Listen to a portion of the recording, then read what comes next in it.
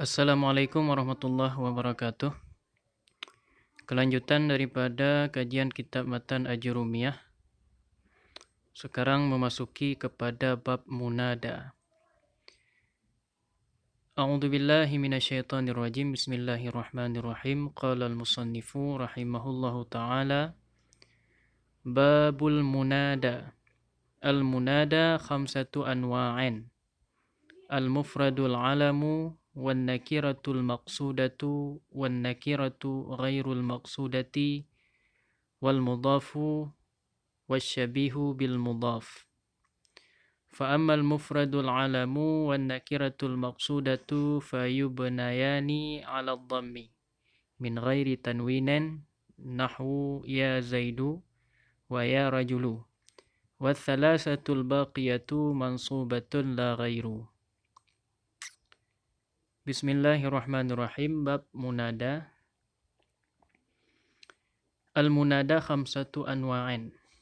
Bermula munada itu ada 5 macam, 5 pembahagian, yaitu al-mufradul alamu yang pertama. Yang menjadi munada adalah mufrad alam. Wan nakiratul maqsudatu, yang kedua nakirah maqsudah.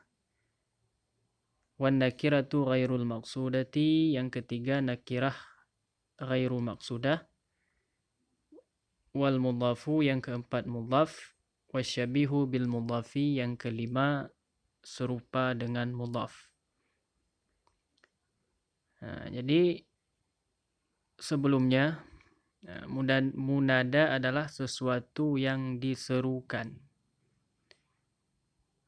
Jadi kalau ada munada tentunya ada huruf nida. Huruf nida, huruf yang menunjukkan kepada makna seruan. Misalnya ya, yang kita artikan dengan hai atau wahai. Jadi huruf nida, misalnya ada huruf nida ya, kemudian yang diserukan oleh huruf nida tersebut dinamakan munada. Munada ini dia ada 5 macam. Mufrad alam, nakirah maqsudah, nakirah ghairu maqsudah, mudhaf, dan serupa dengan mudhaf.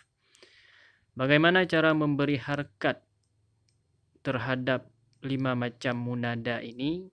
Maka oleh musannaf melanjutkan, fa ammal mufradul alamu wan nakiratul maqsudatu fayubnayani 'ala dhammi min ghairi tanwinin.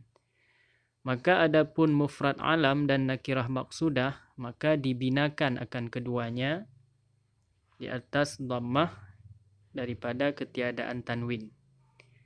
Apabila yang menjadi munada dia adalah mufrad alam, isim alam yang mufrad, ataupun isim nakirah yang maksudah. Isim nakirah maksudah. Mufrad alam dan isim nakirah maksudah. Itu dibina, cara memberi harkatnya adalah dibina kepada dhammah. Harkatnya dhammah yang dibina. Bukan dhammah yang di-i'rab, tapi dhammah yang dibina. Min ghairi tanwinin, dengan tanpa memakai tanwin.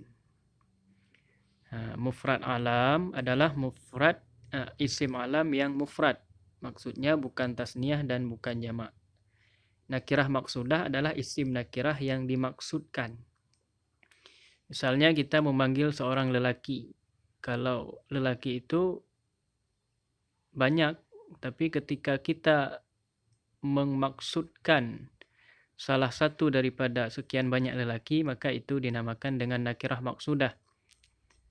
Misalnya kita telah di dalam benak kita, di dalam pikiran kita telah memaksudkan bahwa orang lelaki yang kita panggil misalnya si fulan. Kebetulan dia berada di kalangan banyak lelaki, maka kita panggil wahai lelaki. Tapi di dalam benak pikiran kita, lelaki itu sudah kita maksudkan siapa yang kita panggil. Itu dinamakan nakirah maksudah. Adapun nakirah ghairu maksudah adalah nakirah yang tidak dimaksudkan. Daripada sekian banyak lelaki, kita panggil salah seorang lelaki, siapa saja yang mendengar misalnya. Maka itu nakirah ghairu maksudah. Maka mufrad alam dan nakirah maksudah dibina di atas dhammah dengan tanpa memakai tanwin. Contohnya bagaimana? Nahwu bermula demikian itu seumpama ya Zaidu. Ini ya Zaidu, Zaidu adalah contoh mufrad alam, isim alam yang mufrad. Maka dibaca dengan Zaidu. Dibina kepada dhammah du tanpa menggunakan tanwin. Jadi bukan ya Zaidun, ya Zaidu. Kemudian contoh yang kedua, contoh nakirah maksudah. Ya rajulu. Rajulu dibina di atas harkat dhammah tanpa tanwin. Bukan ya rajulun. Jadi begitu cara memberikan harkat kepada munada yang mufrad alam atau isim alam yang mufrad dan isim nakirah yang maksudah. Adapun 3 pembahagian daripada munada yang lainnya, yang mana yaitu nakirah ghairu maksudah, mudhaf dan serupa dengan mudhaf, itu bagaimana cara memberikan harkatnya? Wassalasatul baqiyatu mansubatun la ghairu. Dan bermula yang 3 yang ketinggalan atau yang lainnya itu dinasabkan, tidak lainnya. 3 yang selanjutnya, 3 yang selain daripada mufrad alam dan nakirah maksudah, semuanya diberikan harkat mansub. La ghairu maksudnya tidak diberikan harkat marfu' maupun harkat yang majrur. Tapi dia diberikan harkat mansub. Kita buat satu contoh misalnya ya rajulan. Ya rajulan. Ataupun ya abdallahi. Ya rajulan, ya abdallahi. Rajulan adalah nakirah ghairu maksudah. Ya abdallahi adalah contoh daripada mudhaf. Nah, begitu cara memberikan harkat kepada 5 macam munada. Mudah-mudahan dapat dipahami. Sekian. Assalamualaikum warahmatullahi wabarakatuh. Wallahu a'lam bishawab.